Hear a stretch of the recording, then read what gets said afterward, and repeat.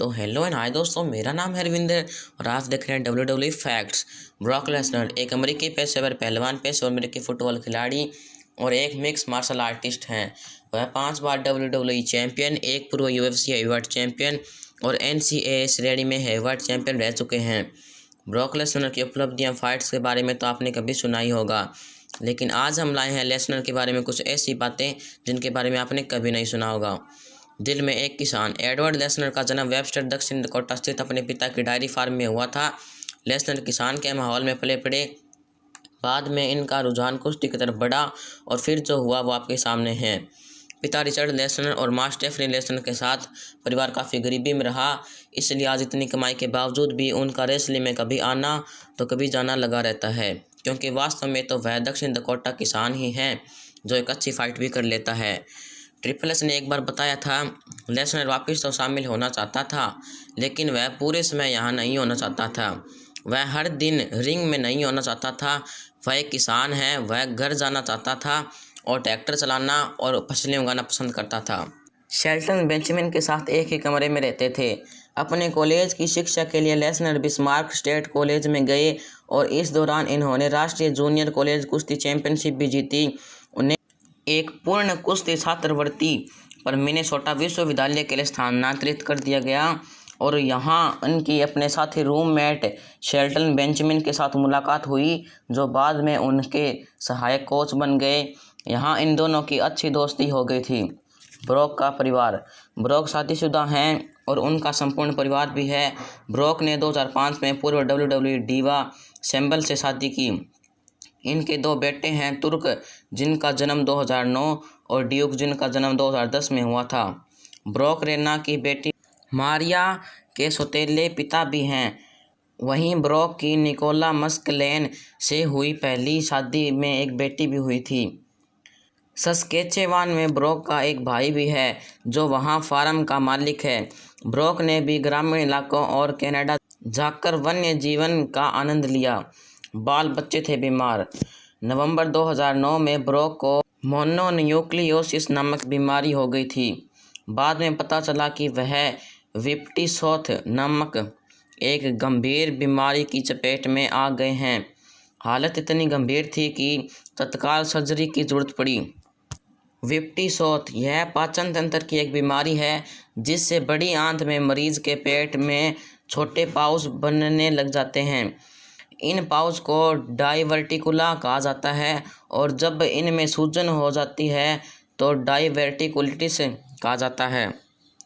सबसे कम उम्र में WWE चैंपियन थे Brock. King of the ring title के लिए ब्रॉक ने रॉब वैन डैम को हरा दिया था, जिसके बाद सीधा WWE निर्विवाद चैंपियनशिप के लिए इनका मुकाबला और कोई नहीं बल्कि शक्तिशाली प्रतिद्वंद्वी रॉक से हुआ। समरस्लैम 2002 में इनका मुकाबला हुआ, जहां ब्रॉक ने रॉक को मात दे दी और 25 वर्ष की उम्र में ही WWE निर्विवाद चैंपियन बने। अमेरिकी पेशेवर फुटबॉल में भी खेले। WWE के साथ एक 4 साल की अवधि के बाद लेसनर थोड़ा उब गए थे और उन्होंने कुश्ती से एक ब्रेक लेने का फैसला किया। इस ब्रेक के दौरान वह NFL के साथ अमेरिकी फुटबॉल टीम में खेले। 2011 के लिए सबसे अधिक राशि पाने वाले MMA फाइटर थे। NFL के साथ केवल एक सत्र तक रहने के बाद लेसनर ने K1 के मिश्रित मार्शल आर्ट्स लीग नायकों में शामिल होने का इरादा किया, लेकिन बाद में 2008 में UFC के लिए हस्ताक्षर कर दिया। फ्रैंक मिर के खिलाफ अपना पहला मैच हारने के बाद उन्होंने कई जीत दर्ज की और इसके साथ ही प्रसिद्धि भी प्राप्त की।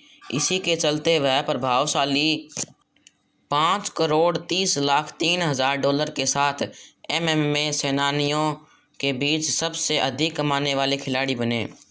WWE के खिलाफ मुकदमा करने का प्रयास किया।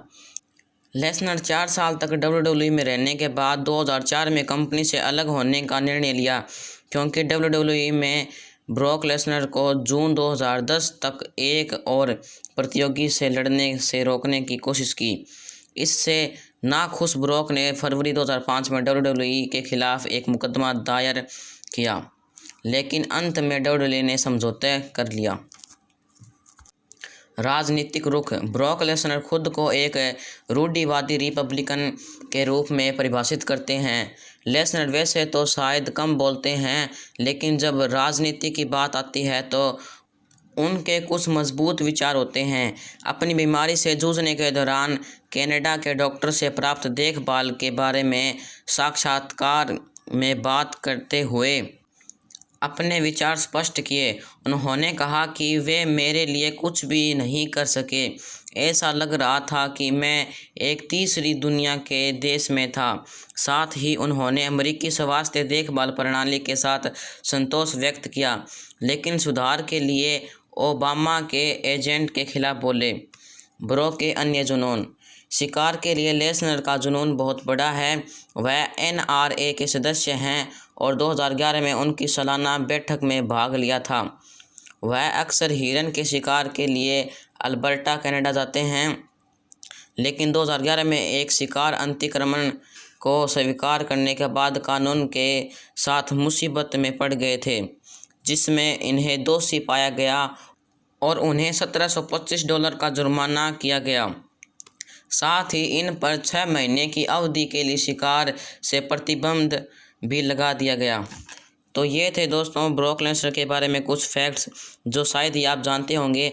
तो मैंने नया चैनल स्टार्ट किया, तो प्लीज़ मेरे चैनल को सब्सक्राइब कीजिए और लाइक कीजिए। थैंक्स।